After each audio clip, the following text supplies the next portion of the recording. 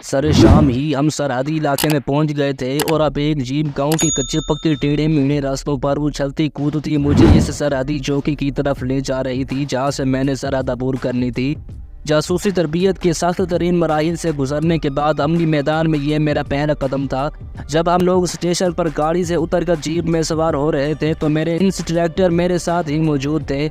Train में सारे रास्ते उन्होंने बड़े ही खूबसूरत तरीके के साथ मुझे ट्रेनिंग में सरहद पार करने से मुतालिक बताए हुए तमाम उसूल दोहरा दिए थे, लेकिन जैसे ही हम लोग स्टेशन पर पहुंचकर पहले से मुंतज़िर जीप में सवार हुए तो वो खामोश हो गए। मुझे भी तो अपनी ट्रेनिंग के मुताबिक अब बिल्कुल खामोश रहना था, क्योंकि हिफाजती इक़दामात में पहला कदम यही था जहाँ तक मुमकिन हो खुद को छुपाए रखो। मुझे इंस्ट्रक्टर के वो अल्फाज अच्छी तरह याद थे। अमली मैदान में बाज़ औक़ात हालत तरबियत में बताई गई बातों से बिल्कुल मुख्तलिफ पेश आते हैं और वही असल में एक जासूस के इम्तिहान का बेहतरीन वक्त होता है। जीप हमें लेकर सीधी कंपनी हेड क्वार्टर में पहुंची थी, जो सरहद से करीबन 2.5-3 मील के फासले पर बना हुआ था। स्टेशन से यहाँ तक का फासला हमने आधे घंटे में तय किया, लेकिन इस आधे घंटे में ही सरहदी इलाके में फौज की नकलो हरकत ने मुझे मामले की संकीर्ण नौयत का एहसास दिला दिया था। अपने ख्यालों को हालत जंग में देखकर मेरे जज्बे को गोया महमेज लग गई थी। सूरज अभी मुकम्मल गुरूब नहीं हुआ था जब हम एक मरतबा फिर सरहदी चौकी की तरफ सफर कर रहे थे, लेकिन इस मरतबा हमारे साथ एक और हस्ती भी शामिल हो गई थी। इससे मिलो, ये है दुल्ला, तुम्हारा गाइड। मेरे इंस्ट्रक्टर ने कंपनी हेड क्वार्टर में एक चरेड़े से जिस्म के नौजवान से मेरा तारुफ करवाते हुए कहा। बाब में मैंने कुछ न कहा और दुल्ले को उम्मीद भी यही थी कि वो इस बिजनेस में काफ़ी पुराना था और जानता था कि अपने साथी के मुतालिक कोई भी इतला जानना कानूनन जुर्म है। उसका साथी अपने मुतालिक कभी सच नहीं बोलेगा। मैं सिर्फ मुस्कुरा कर रह गया। मैंने उससे हाथ भी ना मिलाया था कि वो मेरी उंगलियां ही ना गिने। असल में इंस्ट्रक्टर साहब के सामने मैं कम से कम एक हुनरमंद शागिर्द का किरदार अदा करना चाहता था। ऐसा हुनरमंद और लायक शागिर्द जो अपने उस्ताद की मामूली बातों का एहतराम करता हो। अपने गाइड पर शक करो, मुमकिन है वो जेल एजेंट हो। हर जासूसी की तरबियत हासिल करने वाले को सबसे पहले गाइड से मुतालिक यही बात कही जाती थी। दुल्ला हमारे आगे आगे जा रहा था, मैं और इंस्ट्रक्टर साहब पीछे पीछे। मैंने भारतीय यात्रियों वाले कपड़े पहन रखे थे और अपना हुलिया बिल्कुल सिक्कों जैसा बना रखा था। मेरे इंस्ट्रक्टर के उस वक्त क्या जज्बात थे जब वो अपने शागिर्द को पहले मिशन पर रवाना कर रहा था, अंदाजा कुछ मैं ही कर सकता था। पोस्ट तक पैदल चलते हुए वो मुझे इस इलाके की तफसीलात बता रहे थे जहाँ से मैंने सरहद अबूर करनी थी। सरहद अबूर करने के बाद आने वाले पहले गाँव का नाम, पक्की सड़क कहाँ है, उनकी सरहद चौकी किस तरफ है, अमूमन RSF यानी इंडियन आर्म्ड सिक्योरिटी फोर्सेस वाले किस इलाके पर ज्यादा नजर रखते हैं, महफूज रास्ते में आने वाले नदी नाले, उनका महल वकू, आबादी से मुतालिक मालूमात और मंदिर की निशानदेही, थाने का अत्ता पत्ता, स्मगलरों के साथ लो और दीगर बातें। मेरे जहन में इलाके से मुतालिक तमाम जरियात नक्श होती जा रही थी। पोस्ट से कुछ फासले पर हम रुक गए। गालिबन इन लोगों को हमारी आमद से पहले ही बाखबर कर दिया गया था और अब एक इंस्पेक्टर 2 सिपाहियों के साथ मेरा मुंतजिर था।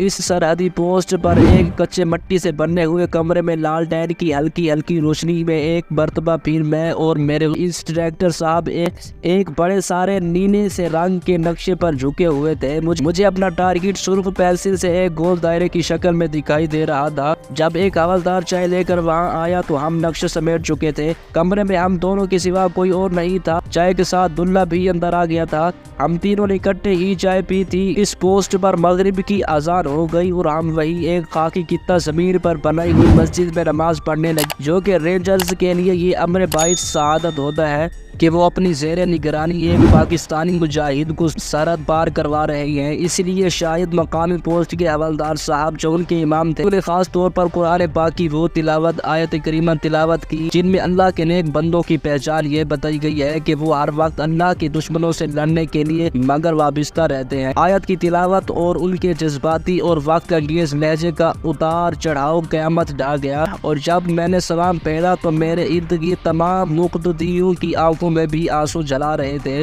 थोड़ी देर बाद हम रुखसत हो रहे थे। पोस्ट ही पर मेरे इंस्ट्रक्टर साहब मुझसे जुदा हो गए, क्योंकि उन्हें अब यहाँ से वापस चले जाना था। खुदा हाफिज बेटे, अल्लाह निगहबान। उन्होंने मुझसे सिर्फ यही कुछ कहा। जब वो दुल्ले से मिल रहे थे उनका सिर्फ एक फिक्र मुझे सुनाई दिया, दुल्ले मेरे शहर का ख्याल रखना, खुदा हाफिज। मेरी तरफ दोबारा देखे बगैर वापसी के लिए घूम गए। मुझे मालूम था कि अब वो मेरी तरफ नहीं देखेंगे। बहरहाल हम दोनों में एक जज्बाती वाबस्तगी हो चुकी थी। हमने 6 महीने एक दूसरे के साथ बेहतरीन दोस्तों की तरह गुजारे थे। वो मेरे उस्ताद से ज्यादा मेरे वालिद और उससे ज्यादा दोस्त थे। पट्टे से बाहर आते हुए हमें पट्टे पर मौजूद जवानों ने गन सैल्यूट के साथ अलविदा कहा। फिर बाकी सब तो वही रह गए, दुल्ला और वो मुसन्ना जो उनकी आगे आगे चलती है और मैं उनके पीछे पीछे। मेरे कंधे से एक कपड़े का थैला लटका हुआ था। अब मैं मुकम्मल भारतीय दिहाती नजर आ रहा था। सरहदी लकीर पर एक मखसूस मकाम पर पहुंचकर मुहाफिज रुक गए। उन्होंने तेजी से पोजीशन लेनी थी। इसी वक्त वो मुकम्मल रेंजर नजर आ रहे थे। दोनों ने एक मर्तबा फिर मुझे गन सैल्यूट दिया और वही जमीन पर बैठ गए। मैंने सर के इशारे से सलाम का जवाब दिया और दुल्ले की मुसीबत में सरजमीन पाक से सरजमीन हूद पर कदम रखा। हम दोनों एक दूसरे से 5 गज फासले पर चल रहे थे। मेरे मुंह में चिंगम थी जिसे मैं मुसलसल चुबा रहा था। चारों तरफ सन्नाटा था, या खुदा की जिल्लत। इस वक्त तक तो मैं वही कुछ करता गया था जो हमें सिखाया जाता है, लेकिन अब वक्त इससे बढ़कर कुछ करने का आ गया था।